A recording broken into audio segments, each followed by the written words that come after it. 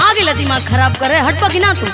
अरे काहे खिसिया तरु का बात बा काहे कोहरा तरु हो तहरा बुझाई ना न बुझवा दो। सुना धिके जवानी हमर धिके जैसे तावा अलगे अलंग हमरा टूटता लावा। तब तो बड़ा बढ़िया फिरावला हो।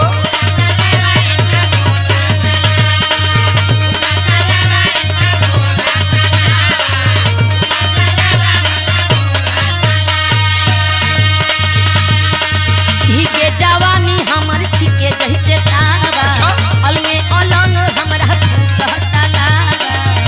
एगो बात कही घूटा गठियई बुना जबले असली मरद खाटी पई बुना तबले फगुआ में बबुनी जुड़ई बुना। सही कहतानी।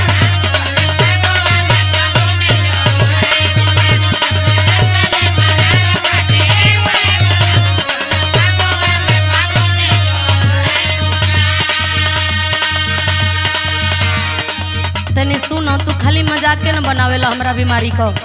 मजाक नहीं बनाओ का दिक्कत बा बताव। सुन अंगे अंगे टूटे देहिया कहे पूरावैया। जवानी का असर हो।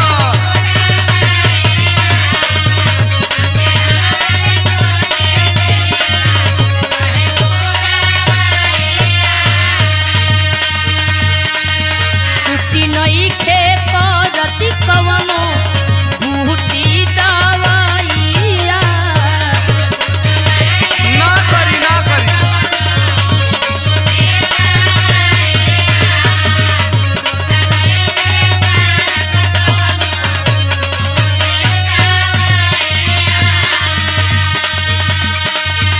ऐसा न कि कौनो बूटी दवाई काम ना करी।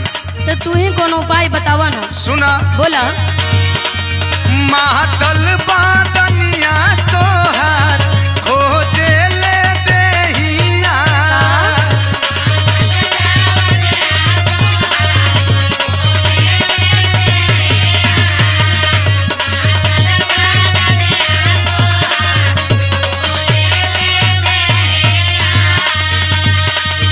मिली आराम लागी केहू से सनेहिया।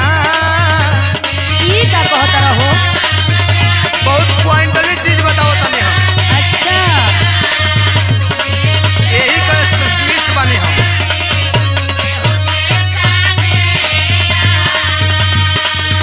महातल बादनिया तोहार खोजे ले देहिया। मिली आराम लागी केहू से सनेहिया। अच्छा मजा मिली सवाद पाई जईबूना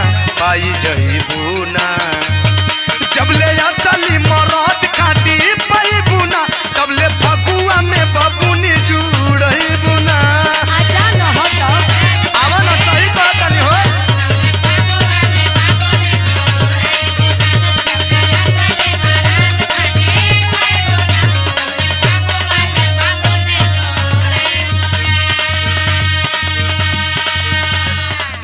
केतना जानी के देखले बनी अच्छा के करा में तुम केतना हाँ। लिहली अंदाजी। बड़ा जिला धाले बारू हो। खाली तू ही बाकी बड़ा।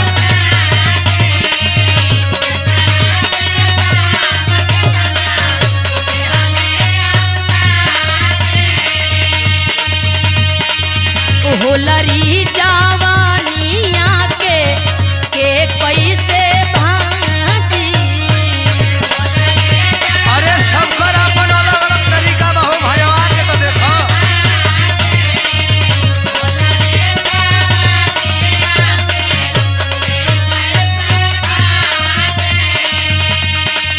अच्छा तारा भरम का रोग लाग गई। भरम नहीं खे सही कहता नहीं। तार भरम तोड़े के परी सुना। बोला हल्के में लेत बारू तू ता अखिलेश के।